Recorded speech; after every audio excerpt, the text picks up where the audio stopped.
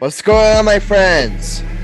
Welcome to episode 36 of the Get Your Game On podcast, bringing you the hot takes, latest stories, and spicy picks out of New York, New Jersey, Philadelphia, national and international sports. Hosted by yours truly, Grassani, joined this time around by Michael Cunningham and Alex Reich.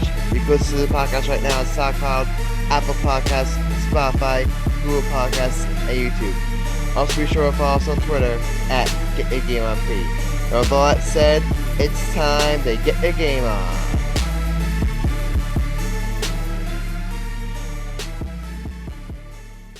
All right, welcome back. Thank you, Adam, for that good intro. What's going on, Alex? Thank you, Michael. What's going on, Alex? I'm good. I got a chance to be with my college football team since I'm their new team manager. Oh, how's that going? I spent 3 hours outside yesterday in the heat, which was a 3-hour practice. That must have been fun. Yeah, there's like no shade. So I was sitting in the sun and doing things from 1 p.m. to 4 p.m. Okay. For our viewers, Alex never falls asleep. Alex never falls asleep. Yeah, well, Alex, I'm glad so glad. All right, let's not be around the bush here. We've got a very, very special guest joining us. He covers the New York Yankees, and I also believe the New York Jets. Is that correct? For Sports Illustrated. Yep. We are so happy to have on Max Goodman. Max, how are you doing? I'm good. Thanks for having me, guys. Appreciate it. No problem, brother. No problem. Talk about what it's like working for Sports Illustrated. I mean, Sports Illustrated, they've been like around forever. They're one of the big time they're really big time. So explain what it's like working for them. Good question, Adam. Yeah. So I'm 2 years out of college. I got really fortunate to get this gig right out of school. Sports Illustrated is doing a lot more work in a digital space these days. So I don't work for the magazine folks. I just run my Yankees and my Jets sites on si.com. So they're part of that domain online. And it's a grind, but it's a really good experience. I'm learning a lot, meeting a lot of cool people, getting a lot of people to come read my stuff on my sites, all the articles and videos and such that I've been working on these past couple of years, and just doing my thing. You said you started a Yankees and Jets, both a Yankees and Jets sites. Talk about when you first started up those two sites. What do you mean? Just the experience starting it out, or the experience starting it out. Dimwit.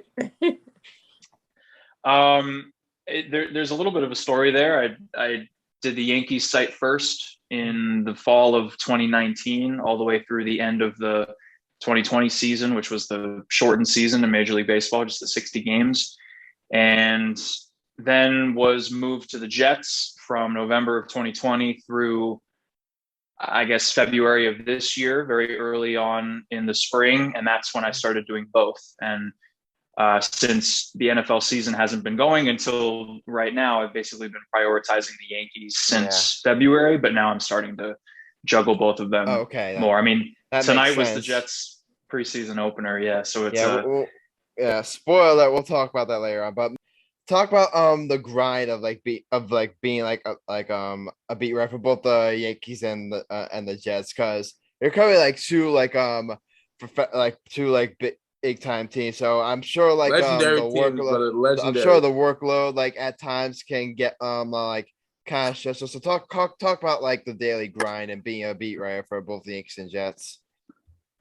Well, like I said earlier, this is the first week of me really starting to do both at the same time at full force, because the Jets are finally starting to be in season. But I can just speak from just the Yankees alone is a grind. It's, the longest season in sports with 162 games, very few days off. There's always content to be pushing out there. Never a dull moment with the Yankees either, with the injuries and COVID stuff and all the star power on that team. So it's, late nights, early mornings, trying to find as much time as you can for, getting some rest and hanging out with family and friends. And I like playing video games, and I eat a lot of so do I. You said video games. What game we playing? I've been playing Warzone a lot recently. I will whoop that ass in Warzone. You say the time, you say the place. You play MLB? You play the show? I haven't played the show this year. You play 2K? You're not a basketball fan, are you? I like basketball. I just haven't played 2K that much either. I don't have enough time to. Madden I haven't played recently either. Exactly. In college, I had all those games. I played a lot of Fortnite too, but it's just hard to. We hate Fortnite on this podcast. Oh man, and we don't like. Yeah. I like the video game as well, but I obviously with obviously doing this podcast and me I told you out there covering the Jackals. Sometimes as a beat writer in this sports area, time management is crucial. You gotta know how to manage time, so it's that way you could get everything in. But to get everything to obviously hang out with family friends, try to work hobbies there while also pump out the best content possible. Also, so I can relate a lot to like Max on that, but. I got a question for Mr. Goodman. All right. Before you ask, I just want to ask really quickly. Adam, you can't be hogging the show. Let me ask really quickly, Michael. All right, but you're getting time. 5, 4, 3. Michael, I respectfully shut it. All right. Let me ask this one. But I want to ask you one more thing about working for Sports Illustrated. Talk about what's your favorite aspect of the gig you currently have. If you could pick one aspect as your favorite, what would you say? I think it's hard to pick one. Being so young and just out of school, I think being able to have this hands-on experience in a big market and meet other reporters that I've grown up reading and watching and listening to, learning from them, picking their brains, meeting, players and reporting on teams that are at the top of the league and well, maybe the Jets aren't on the top of their league necessarily, but big markets with a lot of big names and big name reporters, like I was saying. And I think it'll be a good stepping stool for me in my career, trying to, grow from here and figure out what I'm going to do next in my career. I don't know what the answer is to that, but it's exciting. Yeah, hard to tell what's coming next, but yeah, definitely. I would say too, back early on when I was starting, with sports journalism, I agree. Me and the players, at first, you get I was a little nervous, when I was first starting to talk to players, but eventually, you get more comfortable talking to them, and you start to get to know them better, and it's easy. Probably my favorite part too, or at least one of my favorite parts of being a sports journalist. Yeah, but Michael, I'm sorry. Go ahead. Yeah, let the black man talk. This is black people time to talk. I got a 3-part question for you, Mr. Goodman. Or you want us to call you Max? What do you prefer us to call you? It's whatever you guys want. Hey, Max. Oh, you don't want me to say that now. You want me to call you. So you don't want to give me that power. All right. This is a 3-part question. Are you happy with the Jets draft picks in this year's draft? Yeah, I think they did a good job. I think that they addressed a lot of weaknesses, filled in for Sam Darnold at quarterback, got a lot of skill players on both sides of the ball. I think Elijah Moore has been very impressive this summer so far. Elijah Vera-Tucker helps the offensive line, a group that's improving quite a bit. Positions that have been liabilities in the past, I think, are getting a lot better.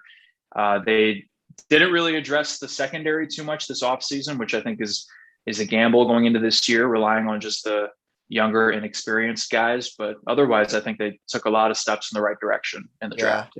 Yeah. I said before. Go ahead, Michael. I'm sorry. I got a 3-part question. They're going to be short questions. My second question is, who is your favorite Yankee of all time, and who will be on your Mount Rushmore for greatest MLB players of all time? Wow. Well, I grew up in Manhattan. born in 1997. So it's a pretty easy Yankee answer. fans all the way I in the grew up- building. Alex is the only Phillies fan here. Don't pay him no mind. Don't pay him no mind. Okay. He's out. Just a side note here, like in our podcast group chat, Alex basically Talks a hates the lot of Yankees and shit. he's always talking bad about them. Just a So Max, but I'm sorry. Go ahead. that's a ahead, different Max. topic. Yeah, I was gonna say I liked Derek Jeter as a kid. Derek He's always my favorite player. Who didn't? Yeah. But in terms of Mount Rushmore, you mean just every player or just the Yankees Mount Rushmore? No, every player, Yankees and the greatest players of all time. If you can give me two of those, that'd be great. Oh man, Sorry to put you on the spot. Yeah, well, I'll choose. We'll all do I guess it'll be for all of us. We'll all do it. Me, Alex, and Adam, and Max will all do it. Let's just let Max do it for now. And I'll do it as well, so he doesn't feel like I pressured him. Go ahead, Max. Yeah, I guess I'll do 2 pitchers and 2 hitters. That works. I mean, oh man, it's so tough. I'll put Hank Aaron and Definitely. And Willie Mays, just coming off the top of my head. And then pitchers. I mean, Cy Young, right? Named after him, the award every year for most valuable pitcher. And then I don't know why Randy Johnson's coming to mind, but I just think someone who's so dominant and was so good when they were playing. It's a very eclectic, interesting group. Now for Yankees, the greatest Yankees of all time. And my guy isn't picked, we're gonna have some problems up in here. Let's do Babe Ruth. Do 4 hitters, and then give me one for the best pitchers on Yankees Mount Rushmore. Okay, Babe Ruth, Lou Gehrig, Mickey Mantle. I'll throw Derek Jeter in there, and then best pitcher, I'll do Mariano Rivera. You got 3 more. You got 3 more for. Oh, okay. Pitcher more pitchers. Yeah. Whitey Ford's got to be there. Whitey Ford. I don't know why I'm blanking. Roger Clemens. He was on the Yankees for a while. He's a good one. And I think by the end of his career, Garrett Cole might be on there too. So I'll put someone current. I got my top 4 Yankees pitchers, hitters, and the greatest baseball players of all time. On my list, I gotta say Willie Mays. You gotta put Willie Mays up there. For me, I gotta put Babe Ruth. This is just for all time. Barry Bonds, the home run leader. For me, pitcher wise, you gotta go with the greatest pitcher probably in MLB history, in my opinion. In the top 5, it's a hard. I gotta say, it's a hard one. I gotta say Roger Clemens, man. That dude, has the most Cy Youngs in like the last 20 years? Roger Clemens was an animal, boys. And I gotta say, for other pitcher wise, I gotta say, who's that? I'm saying the few. I would say he's the best player, the one on the Angels, as a pitcher. What's that? And I gotta say Babe Ruth. Babe Ruth. That's my greatest baseball players of all time. Because people don't know this. Babe Ruth was a pitcher before he was on the Yankees. People really don't know that. And my greatest Yankee players of all time would be Derek Jeter. Reggie Jackson was not picked by you, Max. We're gonna have a problem. Reggie Jackson should have been picked, Mr. October, but that's a different story. For me, I gotta put my main man. We gotta put Paul O'Neill, in my opinion, Paul O'Neill, and we gotta put who I would say Alex Rodriguez, but then the whole scandal, I'll take him off. But I'll put Lou Gehrig. They were the first ever Yankee captain. And the best Yankee pitchers, Clemens, Rivera, Whitey Ford, and Pettit. And those are, Adam, take it away, brother. Yeah, thank you for that, Michael. I mean, Alex, did you have any questions? I can't really think of something. Oh, I was wondering, like, what goes into a reporter like you with like the COVID situation and how everything works around that. Yo, good question there, Alex. That's a great question. I always joke with the other reporters that I picked a really, crappy time to start in the industry because I got to spring training in 2020 and had like 2 weeks with the players in the clubhouse, and then everything shut down, and we haven't been back in the clubhouse ever since. So it's been a weird time to start right out of school. The full experience, like it is for all these tenured reporters who have been around for forever, but we're finally back on the field and we don't have to wear our masks because, all the reporters have to be vaccinated to get on the field. So we're trying to stay as safe as we can. It's also just, it hasn't gone away yet. The Yankees have had, I think it's like 13 players now this year that have tested positive. So it's an ongoing issue that we have to report on and state all the facts and be honest with everything that's happening. And it's interesting because I'm so used to and trained to get better at covering the sport in terms of what's happening between the lines. Yeah. But we've had to talk a lot about, what players are having symptoms and where they're quarantining and all those added things I didn't expect to do. So it's been a challenge. It adds a whole nother layer adds like a whole different layer to everything. Yeah. But anyway, let's talk some Yankees right now, because actually I completely forgot this. Did you have a chance to go to Iowa for the Field of Dreams game? I did not. I went straight from Kansas City up to Chicago, so I didn't get to go. But were you at least able to at least cover the game in some way? And if so, like, what was that experience like? Yeah, I watched the game on TV from my hotel room here. I thought it was awesome. I thought MLB really, hit it out of the park, no pun intended. And part of me wishes in retrospect that I did go because, the views were amazing, the sunsets and the corn and the atmosphere. I'm a big fan of that movie. So it would have been cool to go to it's a really good movie. I need to watch that. I need to watch Field of Dreams again someday. But I do. So now we're going to transition to talk about the Yankees here, and this has always been like honestly, it's been like kind of an up and down season for the Yankees, even though they've been playing bad baseball as late. But there's this one beef I have with the Yankees, and that is these keep like heartbreaking losses that they've continued to deal with this season. I believe that Field of Dreams game where Tim Anderson hit that walk-off home run. I believe that's the Yankees' like 8th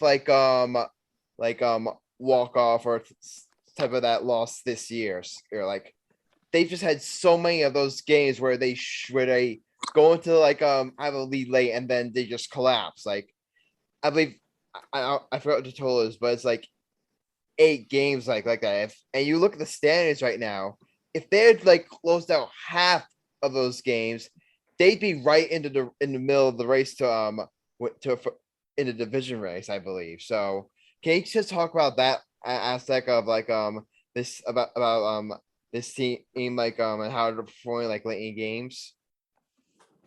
Well, I think that's been one of the main storylines of the year, like you said, the inconsistencies that they've had. And seems like every time they start to gather some momentum and play well, they have one of those heartbreaking, gut-wrenching types of losses like you saw in Iowa, like we saw with Aroldis Chapman in Minnesota, Aroldis Chapman against the Angels in the Bronx. Like you could list all of them off. Yeah, they had a couple in Mets Boston. One too. I was at that game, by the way, the one against the Mets. I was at that one where Pete Alonso, I believe, tied it. Nice, yeah. So there's a long list of them, and like you said, if you put those into wins, then the standings would be a lot different. But I think that you could also swing it in a positive way and say that, all teams in baseball have those kinds of losses. It's inevitable. You can't win all 162. But the fact that they've been able to get off the mat and be resilient and win the next game like they did tonight at this point, or Saturday. I don't know when you guys are going to post this.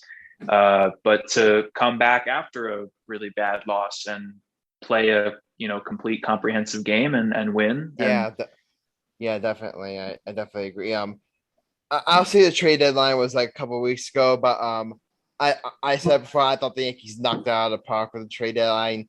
Getting like obviously Anthony Rizzo, I thought was let's go huge, and getting Joey Gallo, who had like 2 big home runs earlier today, and the Yankees this trade deadline, they addressed some, in my opinion, like major flaws like on the team. Like I thought they were way too right-handed, and B they needed like guys that were like really like more athletic and like play better defense. Like Anthony Rizzo is a Gold Glove like caliber of like first base, and like same thing with Joey Gallo. And Joey Gallo, it's very easy to. Here's the thing. It's very easy for an average MLB fan to look at Joey Gallo and think, oh, he's just another one of these home run or strikeout type of hitters. The guy, like, he brings so much more to the table. He's very athletic. He runs the bases well, He plays excellent defense, and he's not just home run or bust. I think he's had like a couple of extra base hits as Yankee too. So, like, I think Brian Cashman really knocked out of the park the best trade deadline. Yeah, I agree. I think that they addressed some weaknesses that they had, and Rizzo hasn't been out there recently since he tested positive for COVID. But even if they haven't been producing the best numbers, I think that after Rizzo's first couple of games, he started to cool off, and Gallo's been trying to find those results. But it's the quality at bats and just their presence in the lineup. It opens up doors for Aaron Judge and Stanton and LeMahieu at the top of the order to see better pitches by having those other guys in the lineup next to them. You mentioned the defense. They're both very good at defense. And I think you could even throw in the acquisition of, Clay Holmes and Joely Rodriguez from the Rangers as well. I think that, bolstering the bullpen when a lot of other guys have been used quite a bit this year, and they got to eat up innings and try to get them to the end of September. So they'll still have, some innings left in the tank for October. Yeah, we got one last question about the Yankees. Another complaint I had that I think they've that they've like been kind of working on is like the type of brand of baseball that they've been playing. Obviously, like with how big analytics have become in baseball, like there's a lot of emphasis on like the home runs, and I just want to say I'm all for like home runs. I believe home runs are like it's been proven that home runs are like the most efficient way to like score runs in Major League Baseball. I get that, but if you build your entire offense around hitting like the long ball, like I do think it can't be problematic, because why was when you don't hit the home run, like your offense goes completely stagnant. But I feel like that's something that if like in the second half the Yankees have kind of addressed. Like I got the stat for you. I don't know if you saw this. In the first half of this season, the Yankees had like 20 stolen bases, last in Major League Baseball. In the second half, they have 23 stolen bases. That's first in Major League Baseball. So they're putting more emphasis on, like base running, like I don't want to say like put the ball on play, because that could lead to like double plays, but you get what I mean. They're not like obviously like they're trying to hit home runs, but they at least have a fallback plan. Like if the home run ball isn't there, that's my point. Sure. I think that Tyler Wade has been sneaky good, at least this month, but in the second half, and he's stolen a lot of bases. Yeah. Brett Gardner's been pretty consistent. Gleyber Torres, before he got hurt, he was having a career year with his speed on the base paths. You could throw in Jonathan Davis, a guy that they just acquired, and Greg Allen, who's in the minors right now, but he was doing really well when he was up with the big league club. So they've had that other dimension of their game, like you were talking about, and that's potentially helped them score more runs and win more games. I think it shows that my boy Anthony Volpe. Well, he's not in the majors yet. But you mentioned I believe minor leagues, but I mean that I mean, like, I was so thrilled when the Yankees drafted in 2019 because I do have a soft spot about the Yankees like taking chances on guys who grew up rooting for the team. So I'm so happy that he's like tearing up in the minors this year. Yeah, he's I haven't really had a chance to watch him too much because I'm so focused on the Yankees, but he's been, climbing up I'm on a lot of hoping to see if I can go down to prospecting. Hudson Valley to catch him at a game sometime. Hopefully, we'll see what happens. Yeah, you should. I mean, Michael, Alex, you have any other questions like from Max regarding the Yankees? Nope. Go ahead, Alex. So this is kind of off topic, but I know that the Yankees have played Philadelphia over the years. What are your thoughts on the Phillies organization right now as it stands, and what do you think will happen down the road once October hits? Brother, how dare you ask him that question? Max, Well, hey, Let him go, apologize. Max. Let him go. Go ahead, Max. yeah, I got to know about every team as a baseball reporter. So Exactly. I can say that I think we could see Bryce Harper win MVP. I think he's very underrated, which is funny because a couple of years ago, overrated. I think people thought that he was overrated a couple of years ago, Yeah. but he's done really well He's this one year. of those players that Bryce Harper's one of those players where people call them overrated so much that they become underrated. Yeah. He's Yeah. one And of those players. Any sense? Zach Wheeler's been doing well. Yeah, Zach He got paid a lot. Wheeler could be like, with the unfortunate injuries that James DeGrom suffered, Zach Wheeler could be in contention for NL Cy Young. Yeah, that's what I was going to say. And I think that the bullpen is still a liability with them.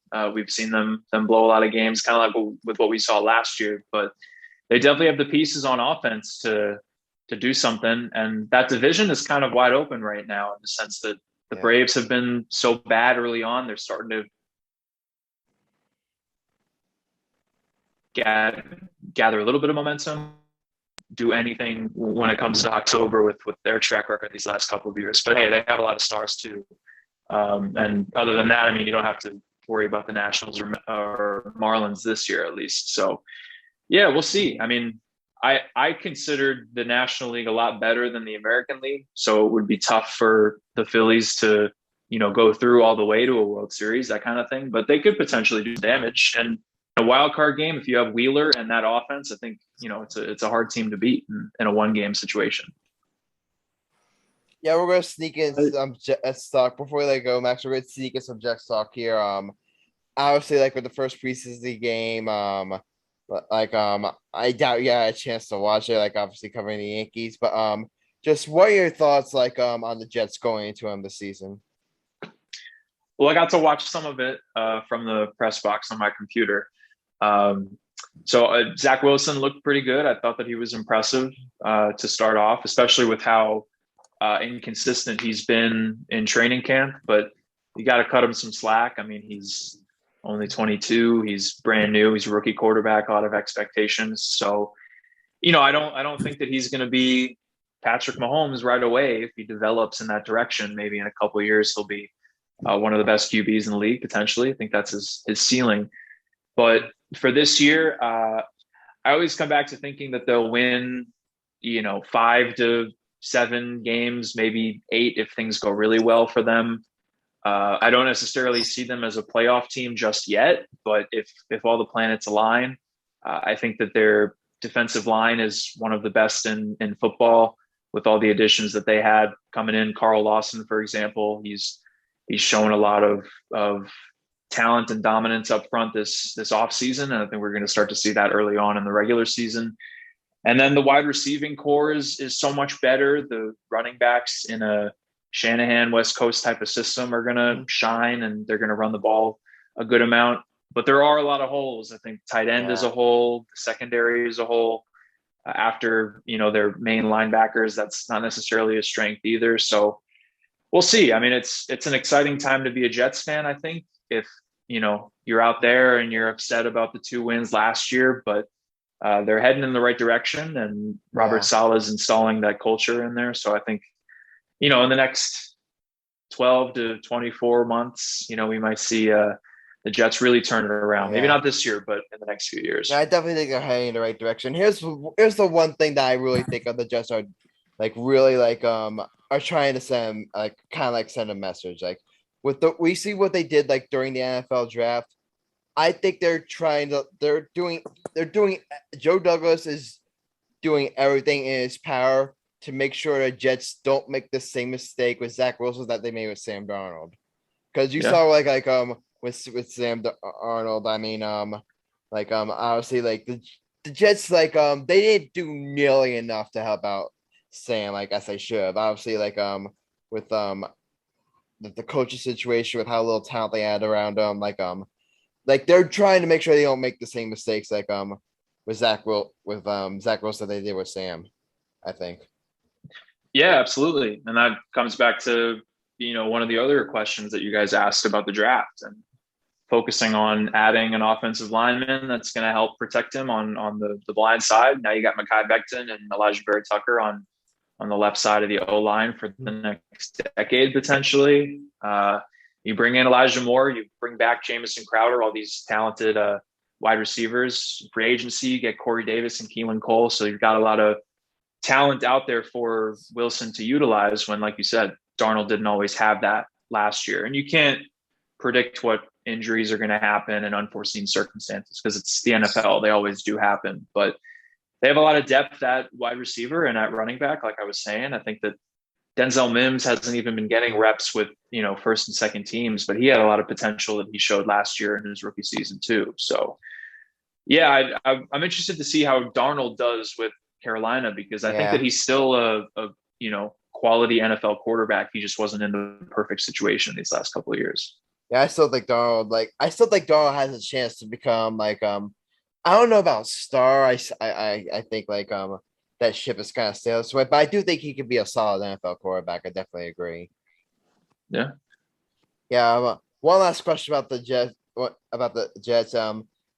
I feel Jets fans for the past decade, I feel like Jets fans have been kind of really on the pessimistic side, and you can't really blame them with how poorly things have gone over the past decade. And it's so easy, I feel, for the Jet fan to look at Robert Saleh, Joe Douglas, and Zach Wilson thinking, oh, it's just the same old Jets, they'll find a way to screw it up. It doesn't matter what they do, they have the Jets out of Jets mentality. What would you say as a response to that type of mentality?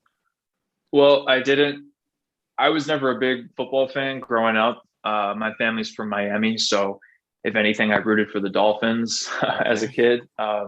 So I didn't follow along with the Jets during all those, tough years. I remember when Mark Sanchez was there and they, got to the championship game back-to-back years. And then it's kind of been, downhill or at least plateauing at the bottom of the spectrum since then. But in my experience, these last, it's almost been a year now since last fall, they're taking a lot of steps in the right direction. And, forgive me if I sound repetitive with my last answer, but I think Joe Douglas has a plan and he's been addressing the positions that he thinks are necessary to be bolstered. And it starts with the offensive and defensive lines, and you build through the draft and, use your money sparingly in free agency, but you're developing young talent that's going to be utilized up front for years to come. And, from there you can add a talented wide receiver or, sign a Marcus May on a longer contract in the secondary. But it starts with drafting offensive linemen and bringing in talented D linemen that are going to put pressure and going to protect your quarterback, a guy that you want to have around and stay healthy. So I think they're doing everything right so far. It's just, can they sustain it for multiple years? Because that's what it takes to really, build a contender. Yeah, it's very hard to do that in the NFL, to build a contender year in, year out. It's hard. I think it's the hardest league to really. It's really one of the harder leagues to do that. But yeah, does Alex, Michael, do you have any other questions for Max? No, but I'm all tapped out of questions. Okay, Alex, you got anything? Just one quick question. What's a daily routine like for you for like getting to the stadium and getting all settled in and stuff? Sure. Do you want me to do a road game or a home game in terms of the routine? I think a road game would be better. Yeah. Okay, cool. So I'll just walk you through this weekend, for example, then, because I got the 2 games in Chicago. So today, Saturday, I got to the stadium around, I think it was 3 for a 6 o'clock game here. Usually I get there around 2. I actually didn't realize until later that the game started at 6 rather than 7, because it was 6 Central Time at 7 Eastern. So, you're there before the game. We have Zoom calls with the team at, I think it was 4 today, but the timing will vary. We'll get a player in there pregame as well, but we'll hear from Aaron Boone and he'll go through the injury updates, and you can ask some more bigger picture types of questions before the game. Then we go down on the field and we can be there during batting practice, potentially talk to some players, kind of just get a sense of what's going on with the team. And then you're in the press box for the entire game. After the game, there's Zoom calls for a couple hours or maybe shorter, but whenever they win, it's more people and they're happier. So the answers are longer usually. And then you do some more work, you go back to wherever you're staying, you do some more work from there. Tomorrow, Sunday, is a day game. So that whole process is kind of pushed up all the way because the game's at 1. So we get there around 10. The Zoom calls are at 11. We're on the field around 11. And then after the game, it's the same thing, Zoom calls. It's just earlier in the day. So you're coming back on the train at an earlier hour. And then I fly back to New York on Monday, and they, start a homestand on Monday and big doubleheader against the Red Sox on Tuesday. So it's a day-to-day grind. Imagine having to play, 9 innings and be productive every day. But for us, we're writing articles and doing videos on camera whenever we can and going on podcasts like this and going on the radio and all that stuff. So, like I said earlier, it's a lot of hours. It's a grind, but this is what I went to school for. It's what I, dream to aspire to. So I'm super grateful to be doing it every day. You wouldn't have it any other way, would you? No, I mean, it's, no job is perfect, right? Exactly. So I'm always looking for upward mobility in the industry and finding some more stability in terms of getting more stable hours and trying to potentially settle down and have a family and all those types of things. So I'm working a lot of hours to hopefully save up some money and eventually maybe get a different type of job when I'm older. But that's a ways away from now, So. Exactly. Yeah, Max, before we let you go, I'm going to put you on the spot here. At the end of every single one of our episodes, we do a bets of the episode segments where we all open up our sportsbook and pick one bet pick one bet. I'm gonna put you on the spot here. Give me your bet for this episode. It could be anything. It could be a baseball bet. It can be NFL preseason, whatever you want. Give me one bet. Yeah, it could be anything. Like a bold take or something that I think is a lock that's definitely gonna happen. Anything really. It could be anything. It Well, could be I think bold, it could be a lock, whatever you want. Yeah, I voted for the American League Players of the Month. Not just it's the Player of the Month, the Pitcher of the Month, that kind of stuff. And I picked Shohei Ohtani, who was mentioned earlier, to win Player of the Month, not Pitcher of the Month, because he hit a lot better this past month in July. So I think it's a lock that he's going to win American League Most Valuable Player. At least that's who I would vote for at this point in the season. I think that what he's doing is pretty remarkable this year. I was kind of bummed that we didn't get to see him pitch a full game against the Yankees because he got roughed up so much in the first inning when he pitched against the Yankees in the Bronx. But I think if I had to bet on anything, and I don't really do that stuff usually, but I would bet on him winning MVP because I think he's having a really great historic season. All right. Shohei Ohtani. I mean, I like it. I mean, Shohei Ohtani is just He's just incredible. I think it's so great for the game of baseball too. I think. Yeah.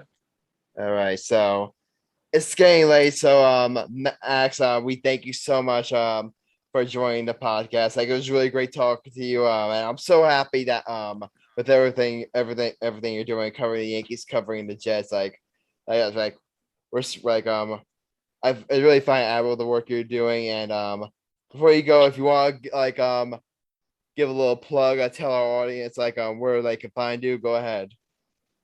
Like Sure. And stuff. Yeah, my Twitter is at Max T Goodman. That's where I post Yankees stuff and facts and stuff from when I'm following the team every day.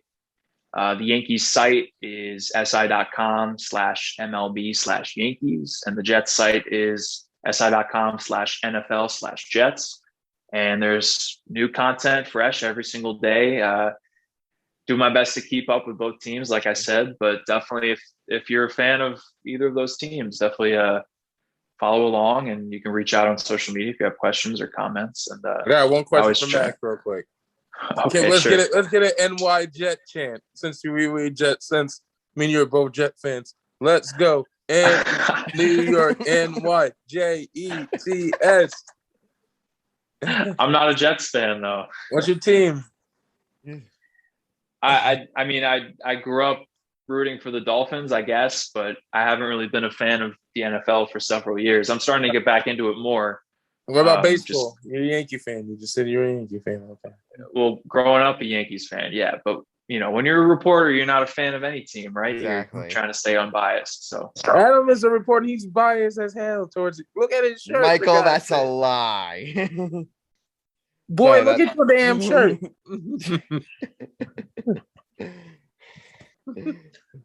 All right. Alex is biased as hell too. He's a reporter, but he's a Phillies fan. See, we got some biased bullshit motherfuckers on here. All right.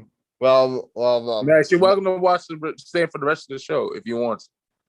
I mean, you can't, but I believe Max, you have a day game tomorrow. So yeah. But Max, thank you for coming on. Get some rest. You got a day game tomorrow, so definitely get some rest and don't be a stranger. So, but again, it was so great to have you on, and we wish you all the best going forward. Yeah, thanks for having me. Thanks for waiting up with my late arrival here with the train and, No problem. and getting back from the game. But yeah, appreciate it, guys. Have a good one. Have a good rest of the weekend. Take care. Adam, that was Max Goodman of Sports Illustrated. It's so great having him on. Like he's living the dream life. He's actually being a good reporter. He's a gamer. He's a family man, and makes time for friends and families. And he's also covering both the Yankees and the Jets. That's that's the type of life I'm sure I want to live.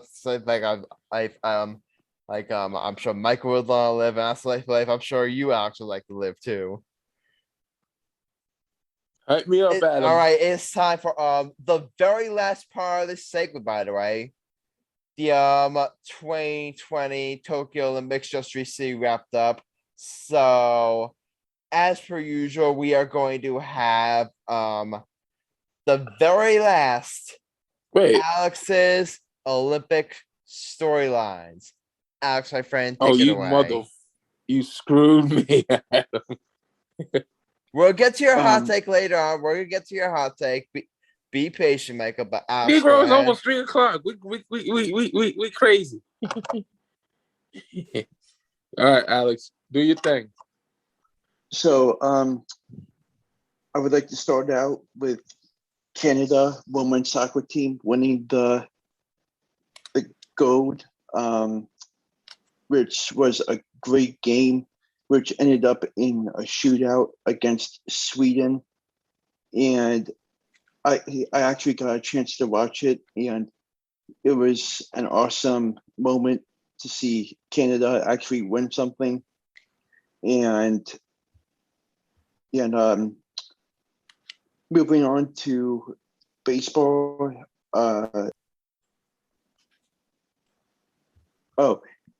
So the gold medal game was Japan against USA, and Japan beat USA 2-0 to win gold, and the US came in second place, and the Dominican Republic came in third place, and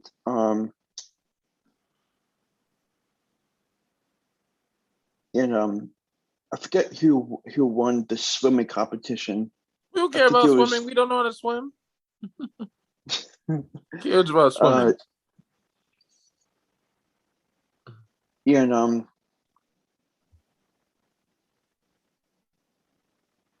there's not really like any more sports that I follow that are worth sharing, so I'm going to keep it simple. And I definitely enjoyed this year's Olympics, and I look forward to it in 4 years from now. Yeah. That'll be 3 years from 2025. now.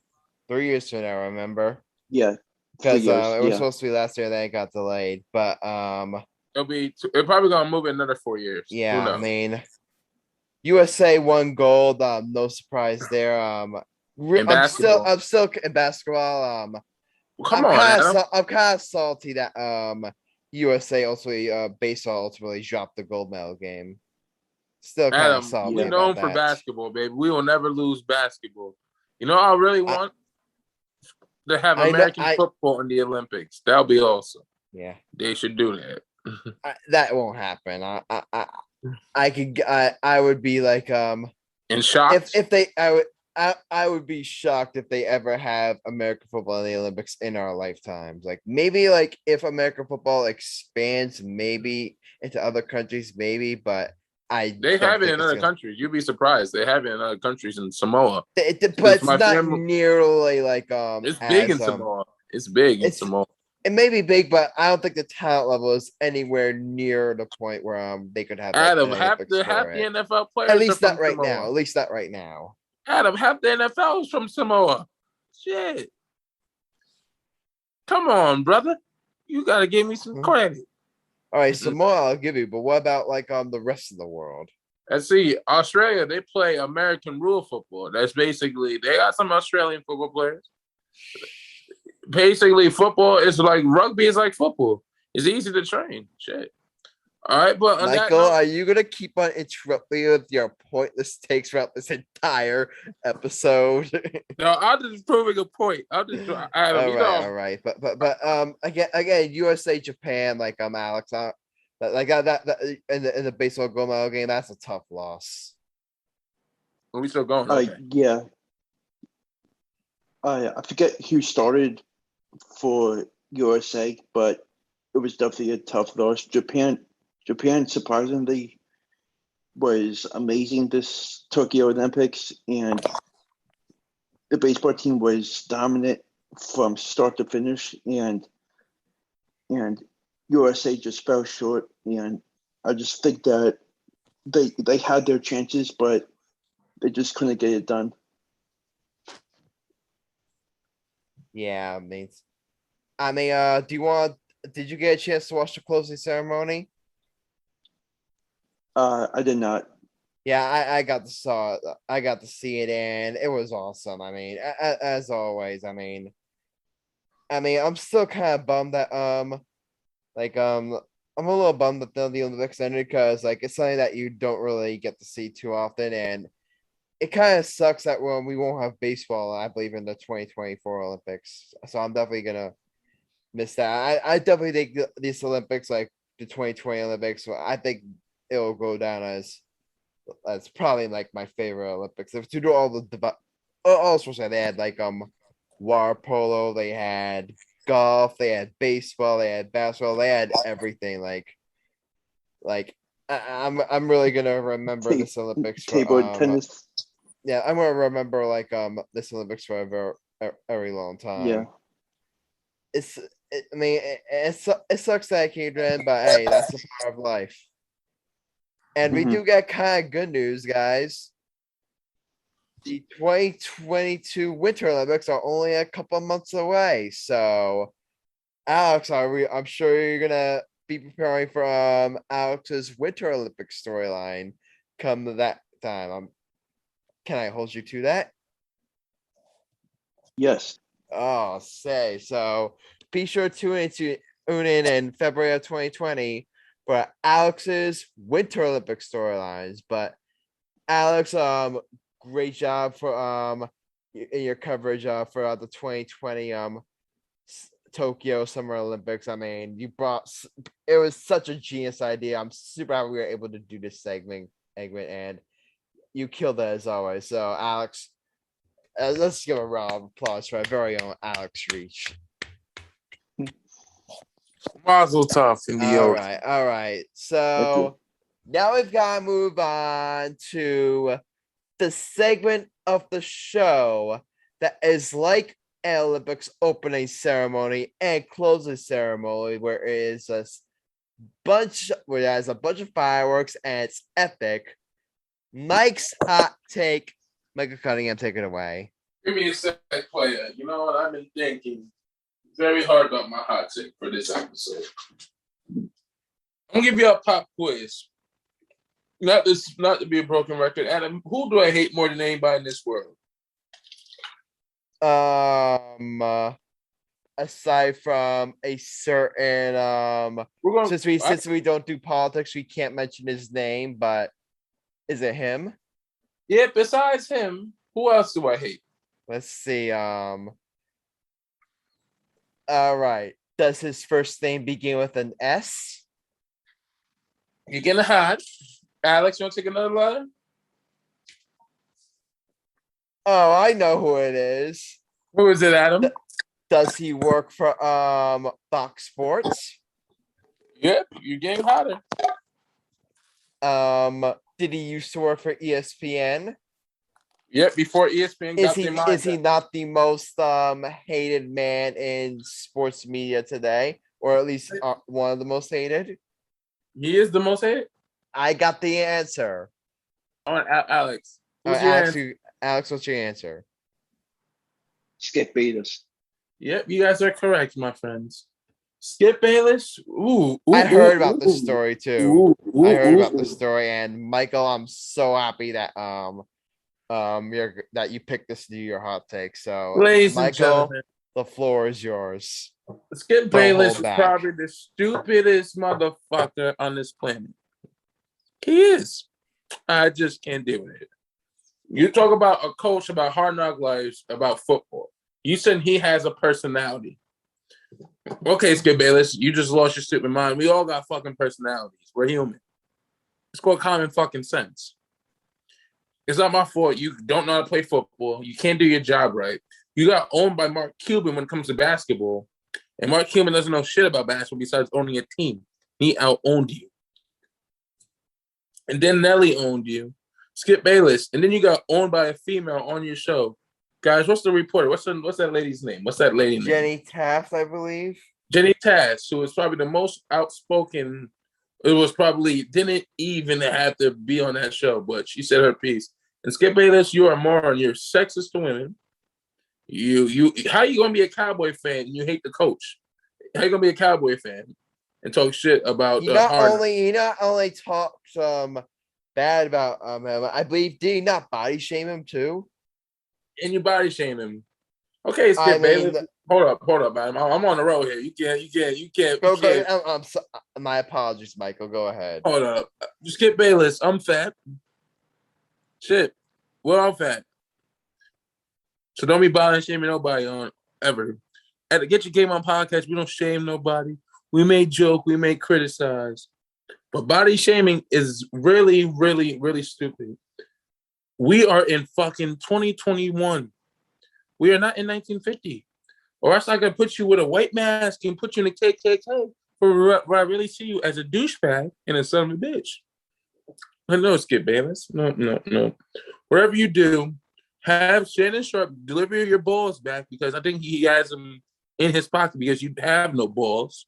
So basically, you're just mad that a big fat guy is doing better coaching than you, a better star than you, making more money than you. Yeah. Easy, because you work for Fox Sports News. Everybody knows that Fox Sports is fucking biased pigs. So, Skip Bayless, for what you did to that woman and the mic and the mic and the mic end, and you can suck it and stop ever being a fucking sports analyst because you're a fucking joke. Nobody likes you in the sports industry. You are a ripoff off of the guy from College Game Day, and you have Shannon Sharp carrying your fucking career, and you have Stephen A. Smith carrying your fucking career at ESPN. That's why they let you go, because the ratings were going down, because you're a piece of shit. So, Skip Bayless, everybody fucking owns you. You're a piece of shit. Alex Rich, tell me how you feel about Skip Bayless. What do you think he is? Don't hold back, Uh, Alex. he belongs in a dumpster. Brother Grassani. That's all. I mean, I know you got some words, baby. Okay, Come on. okay, fine. I'm so glad we had to talk about the story. I mean, this type of behavior from Skip Bayless is, I think, is the most unsurprising thing coming from this guy. Like, this isn't anything new from Skip Bayless. He's always been like, a piece of shit. he's the definition of a talentless hack. And this isn't Adam, that's nice. That's too nice for him. That's too good. I mean, Donald Greco, I believe.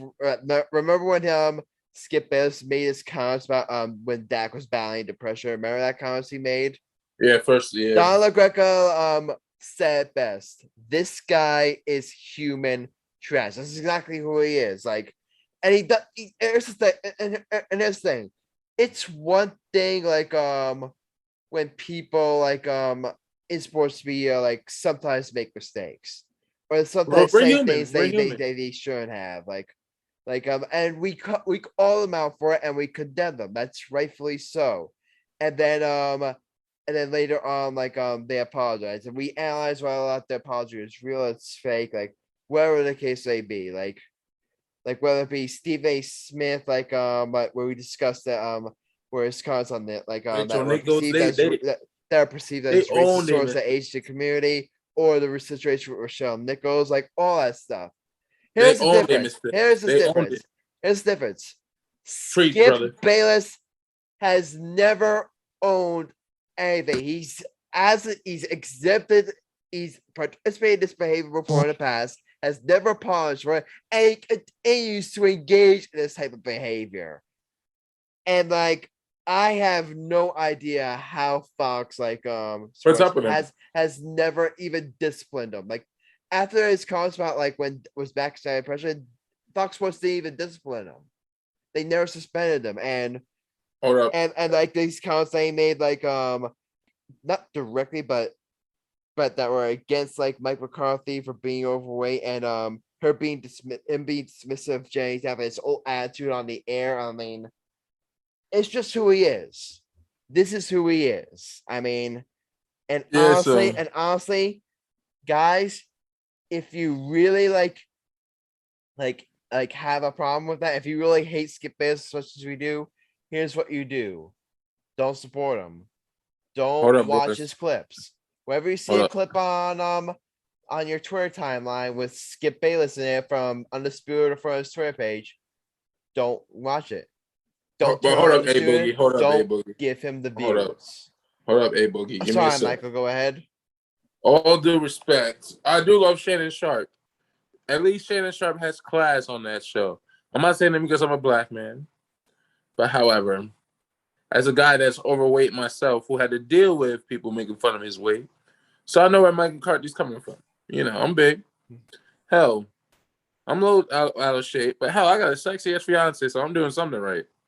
So, Skip Bayless, I'm half your age, way better looking than you. Can probably kick your ass in one punch. On behalf of Get Your Game On, I have a little finger I have a friend that wants to say hi to you right now.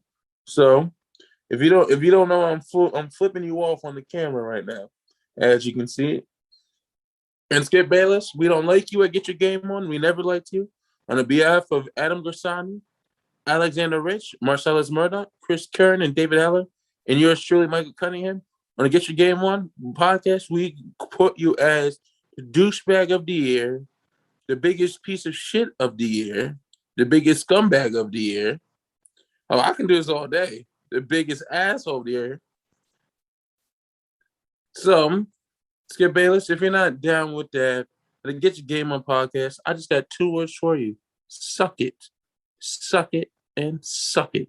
And that is my hot take.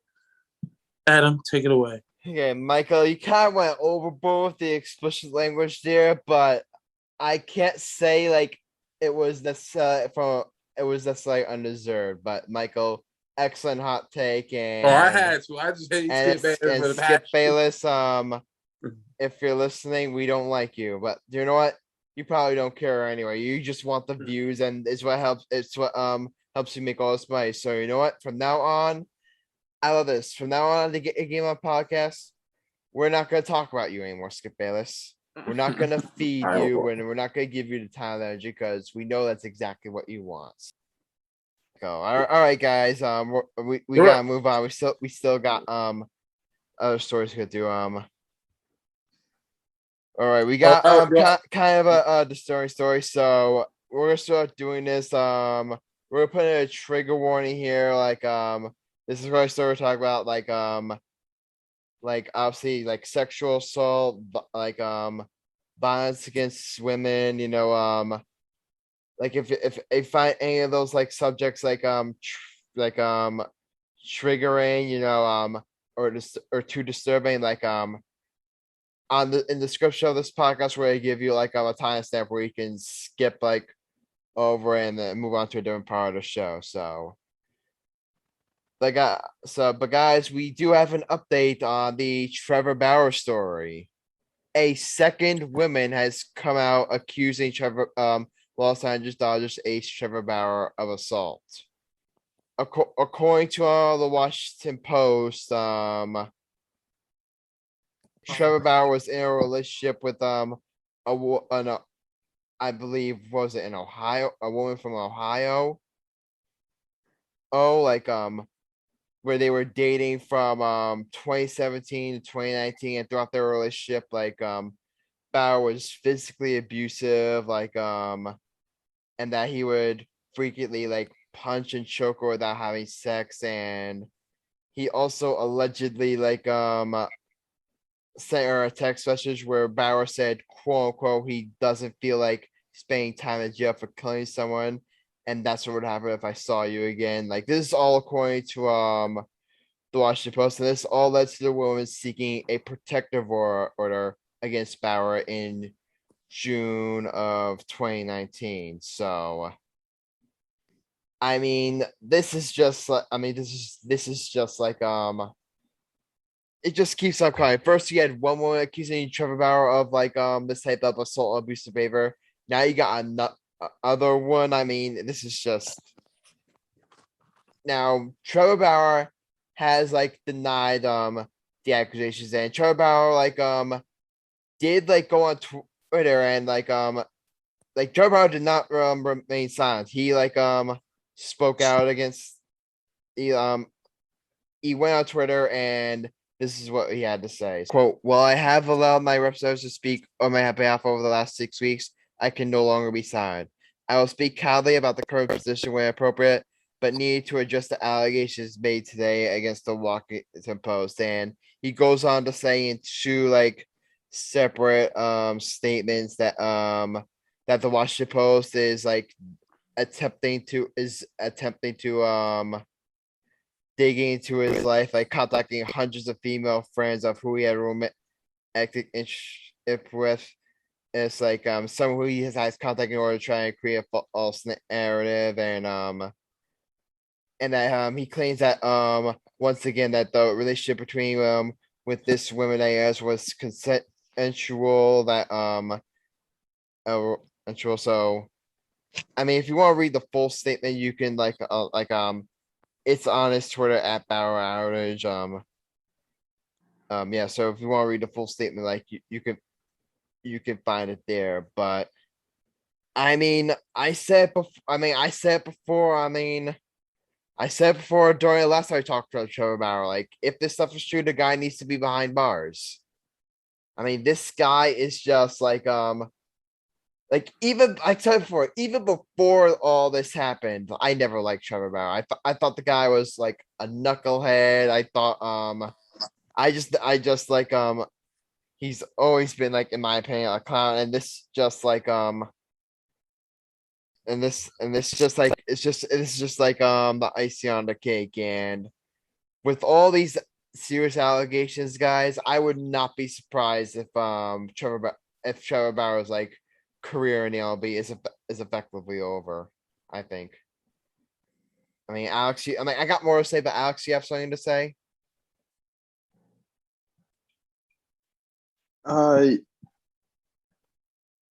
Not really. I think you definitely said that well, and couldn't be said any better. Yeah, I wish we had Marcellus on this episode because I was gonna say to him, I was say like, from a Met fan perspective, thank God he didn't sign with the Mets. He didn't sign with their team because, again, even before all these allegations, like Trevor Bauer had just had nothing but bad news surrounding him. So I think the Mets, like, I think if you're a Met fan, you're breathing a sigh of relief that because remember, the Mets were really in on Trevor Bauer. It was actually reported by it actually looked like they were the favorites for a while until the Dodgers like ultimately landed him. So if you're a Mets fan and if you're in a Mets front office right now, like, you are breathing a sigh of relief that he ultimately didn't choose your team. Because could you imagine if this circus was happening like in New York City? Not that having it in LA is like any better, but could you imagine having like this like if you're a Mets fan? I mean, sheesh. Yeah, to keep it more proof, like they're like even before throughout this whole investigation, like obviously with this one woman, now with this another woman, throughout this whole thing, like obviously Trevor Bauer is on administrative leave, so he's obviously like not pitching. Again, I said before, I would not be surprised if he never pitches uh, uh, uh in the major leagues ever again. But even then, like I don't know if we heard a report from the Dodgers. Dodgers players, apparently several Dodgers, like pretty much like most several or maybe even most of the Dodgers players, like they don't want Trevor Bauer back. Like ever since these allegations came out, like they don't they want nothing to do with this guy. And honestly, I don't blame him. I mean, obviously what he's being accused of is like reprehensible and disgusting behavior, but I mean, it's just like I would say the icing on like the cake, like of this guy's character. I told you before, in the past, let's look at all the things this guy has done. Like he like harassed a woman, like a what was that, a college student, like I forget. He harassed a woman online and like and like so I remember that story. I mean, he like I remember that one time where with the Cleveland Indians, remember you Terry Franco went to like take him out of the game and he threw the ball like over the center field fence. I mean, this guy is just nothing but bad news. And if you're the Dodgers right now and like if you're a Dodgers front office right now, I mean, you are probably looking at that contract you gave him, and you are probably like looking back and saying like, man, I wish I could do that over. Because I mean, this is just like, I mean, I don't know really what else I have to say. It's just like, it's just an ugly, like ugly, disturbing situation, like all around. I mean, as always, if there are any updates to the story, we'll let you know. But that's really all. That's really like all we can say there. But as of right now, like 2 women are accusing each other of assault, and it does not look good for him. So before we get to our bets, I do wanna well, obviously there's one story that Kevin Durant has signed an extension with the Nets, which I think, like I said before, like I believe it's like a 4. Let me look let me look at the official details here. It's a 4-year, $198 million extension, which I said before, as a Nets fan, that should be their highest priority. Like getting Kevin Durant and like getting like the big three extended. He got one of them down, and apparently the Nets are closing in on extension talks with Kyrie and Harden, so hopefully they'll be locked up too soon. It's time to we're running really low on time, so we're gonna quickly do our bets of the episode. So to recap last episode 35. I mean, well, here's the thing. In our previous episode, we couldn't do a recap for episode 34. So we're gonna recap both episode 34 and episode 35 in this episode. We're gonna make it very quick. But in episode 34, in episode 34, all of us took W's except for Michael. I had the USA over Dominican Republic in baseball. I had 3.7 points. Alex finally won his bet. He had the Phillies over the Nationals. It broke his bet losing streak, so Alex finally gets back in the win column. David had the same thing. He had the Phillies over the Nationals. Chris had Greece over Chris had Greece in men's water polo, and Marcellus had USA over Australia on the spread. Michael, you had the Red Sox over the Tigers, and the Tigers beat the Red Sox that episode, so you were the only one in episode 34 to take an L. Now, moving on to episode 35. We have Team USA. I had Team USA over Japan in the baseball gold medal game. I unfortunately lost that one, so I took an L. Alex has put up back-to-back wins. He had the Phillies over the Nationals once again. The Phillies beat the Nationals. So, guys, Michael, Alex has back-to-back wins. Adam, is this a sick joke? Adam, is this a sick joke? It's not a joke. Alex has back-to-back wins. Sick joke. Has hell frozen over, I guess? Oh, Adam. Back. No, you ain't. You going back at the bottom where you belong. Continue, Adam. All right. David had the A's over the Rangers on my line. A's beat the Rangers, so David had 5 points. Eli, our guest last week, also had Team USA over Japan in the baseball gold medal game. And then Eli's bet was for Chris, so Chris ultimately took an L. So Eli and Chris ultimately took an L. Marcellus had USA over Siberia in women's basketball on the spread, 12.5. USA covered, so Marcellus added 8.47 points. And Michael once again took an L. He had USA over France in the men's basketball gold medal game on the spread. USA beat France, but you know what, Michael? Guess what? They did not cover. So, Michael. Oh, hell no. I'm turning to Alex. Hell no. I'm not losing no more. I'm not turning. No more load. So, to give an update on the standings, Chris we have a new ringleader. Shut Chris up, Adam. Has taken first place. He is in first place, 18-17 record, 172.19 points. Michael, 18-17 record, 170.82 points. Oh, you're back. I'm in third place, 16-19 record, 170.04 points. David is in fourth place, 20-15 record, 143.32 points. Marcellus is in fifth place, 20-15 record, 131.26 points. And Alex, my friend, is ringing up the rear, 12-23 record, 71.96 points. Damn, Alex, you still in last place. Even those 2 wins. Damn, buddy. You suck. All right, guys. It's running late, so we're gonna make this quick.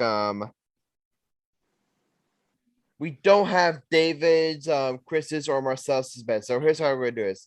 I'm gonna go for Chris. Alex, you're gonna go for David, and Michael, you're gonna go for Marcellus.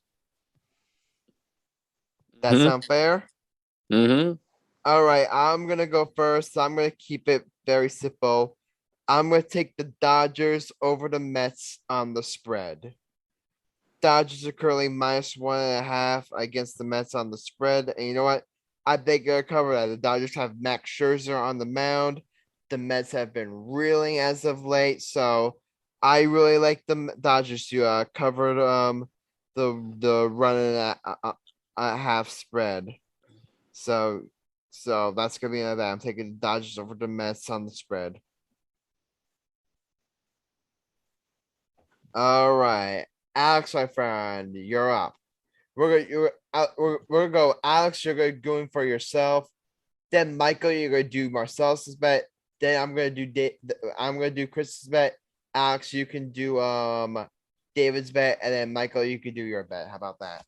All right, cool, pimpin'. All right, Alex, go ahead. So, in honor of Max Goodman, I am picking Yankees money line. You've seen the light, my friend. Who do you pick? He picked the Yankees over the White Sox money line, right? Yep. Alex, my friend, you have finally seen the Alex. light. Alex, I'm proud of you, buddy. Mazel tov. Alex, you gonna be a Yankee fan for that day?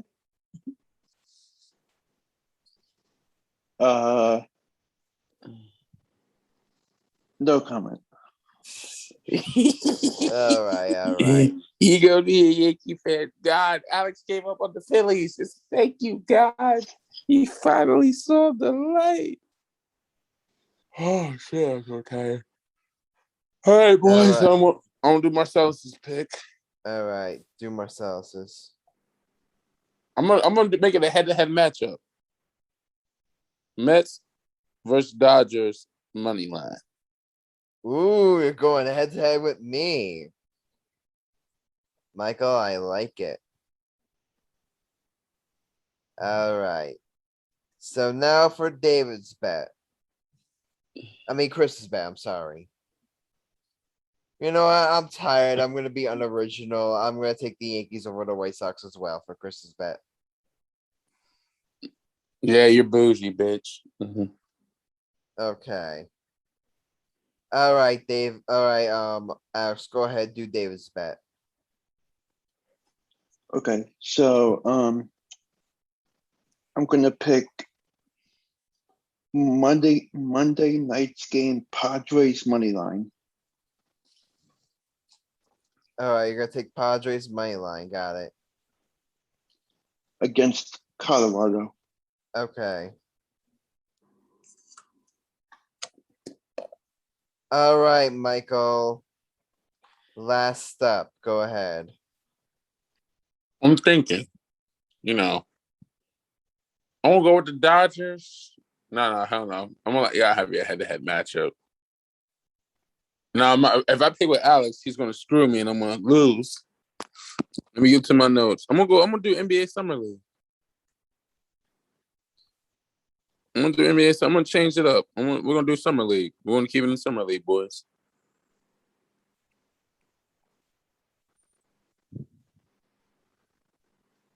Out.